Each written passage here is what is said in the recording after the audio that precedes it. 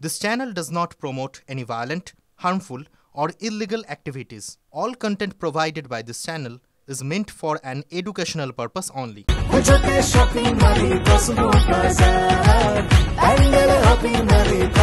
Cosmo বাজার পুজোর shopping two pandal hopping সঙ্গে রয়েছে দারুণ আকর্ষণীয় উপহার।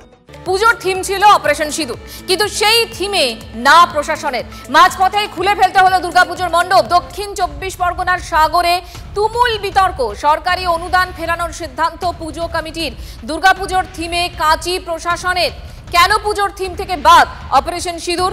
প্রশ্ন তুলে সরব পুজো উদ্যোক্তারা।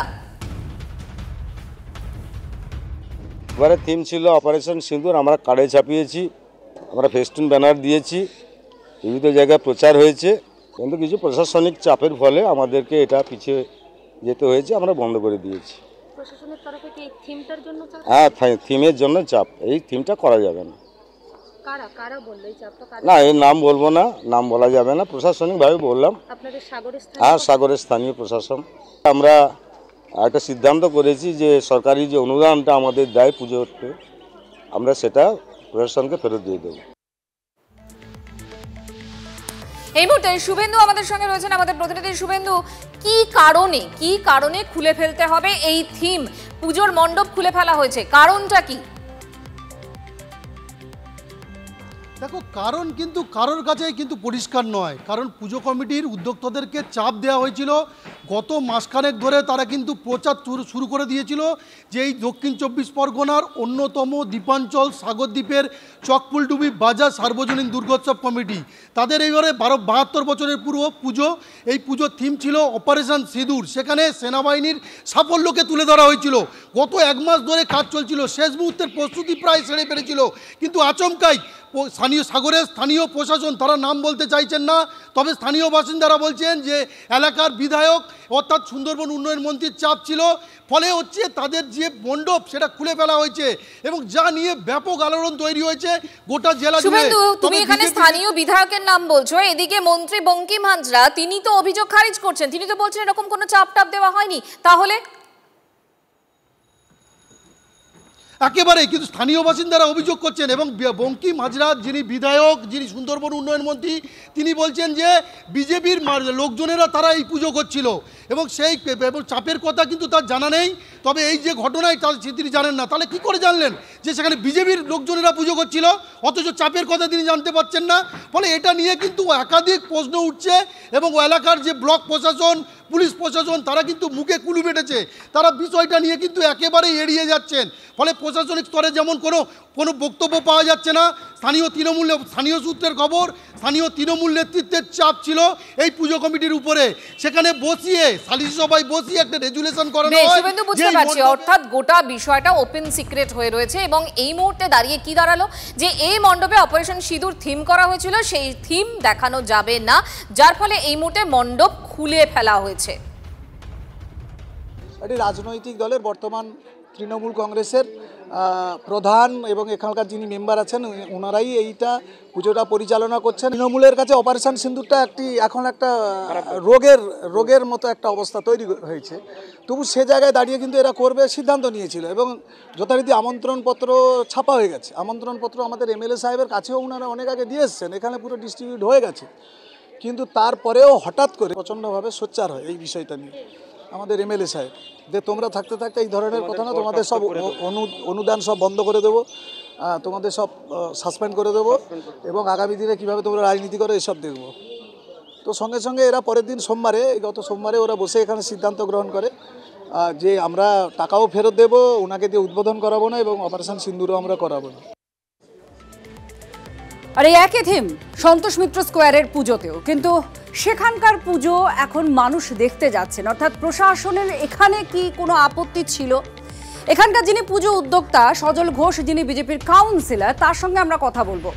সজলদা, অমিত শাহ কেন্দ্রীয় স্বরাষ্ট্রমন্ত্রী আপনার পুজোর উদ্বোধন করবেন, একই থিম, সাগরে পুজো বন্ধ হয়ে গেল, প্যান্ডেল খুলে নেওয়া হচ্ছে। আপনার অভিজ্ঞতা কি? আপনার উপরে কোনো চাপ বা কোনো সমস্যা আপনি ফেস করছেন? আপনারাও একাধিকবার দেখিয়েছেন পুজোর খুঁটি পোতার আগে, থিম ঘোষণার আগে থেকেই আমরা দেখেছি যে কিভাবে আমাদের পুজোর ওপরে চারবার পুলিশের চিঠি, মামলা, এই ধরনের বিভিন্ন ঘটনা আমরা প্রথম থেকেই দেখে এসেছি। আমি একটা কথা বলছি, অপারেশন সিঁদুর হোক বা অন্য কিছু হোক, যদি সেটা দেশাত্মবোধক হয় তাহলে একটা দেশের সরকার সেটাকে বন্ধ কী করে করতে পারে? সেটা যদি নিয়ম মেনে হয়, নিরাপত্তাজনিত কোনো সমস্যা না থাকে, তাহলে সেটা হঠাৎ রাতারাতি কি করে বন্ধ হতে পারে? জেহাদিদের চাপে সরকার নিজের মাথা নিচু করে নিয়েছে। সরকার জেহাদি তুষ্ট করতে গিয়ে, তারা তাদের ভোট ব্যাংকে সন্তুষ্ট রাখতে গিয়ে তারা আজকে একটা পুজো বন্ধ করে দিয়েছে। আমি আপনাদেরকে বলছি যে আমরা সর্বতভাবে ওই পুজো কমিটির পাশে আছি। তারা বলেছে তারা অনুদান নেবে না। তাদের যদি কোনো রকম সমস্যা থাকে, আমাদের পুজো কমিটি তাদের সঙ্গে থাকবে আর্থিক এবং ব্যক্তিগতভাবে। অত্যন্ত দুর্ভাগ্যজনক কথা। আপনি পাশে কিভাবে থাকবেন? এই তো পুজো শুরুই হয়ে গিয়েছে, আপনি যে হ্যাঁ তাহলে আর কি করব বলুন? কিন্তু এটা আরেকবার প্রমাণ হলো এই রাজ্যে দুর্গা পুজো হতে দেওয়া হয় না। এই রাজ্যে দুর্গা পুজোয় বাধা সৃষ্টি করা হয়। যেহেতু আমাদের তার নাম প্রচার অনেক বেশি, সেহেতু হয়তো সহজে বন্ধ করে দেওয়া এখনো অবধি শেষ হয়নি। শেষ হলে বলবো ওদের পক্ষে সম্ভব ছিল না, কিন্তু এটা সহজে বন্ধ করে দিতে পারলো। কিন্তু মানুষের বিচার করবে, মানুষের বিচার করবে কোন রাজ্যে, কোন রাষ্ট্রে আমরা বাস করছি। আমরা মনে হয় যে আমরা ভারতবর্ষের নাগরিক নয়, আমরা পশ্চিম বাংলাদেশ, পূর্ব পাকিস্তানের নাগরিক।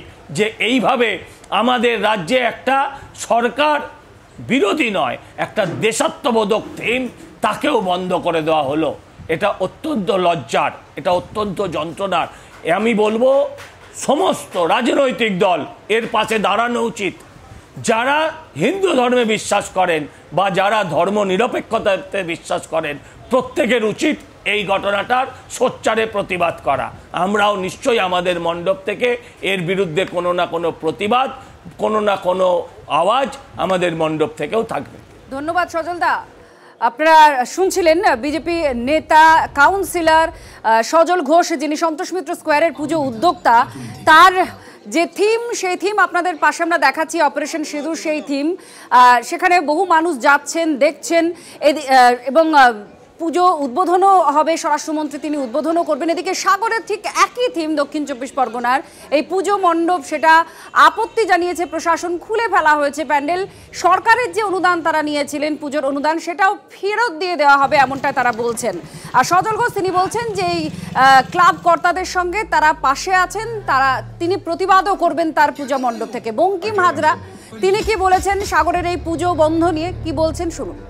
তারা কোন থিম নিয়ে পুজো করবে সেটা আমাদের কাছে কোনো খবর ছিল না। চারিদিকে একটা মিথ্যা অপপ্রচার হচ্ছে।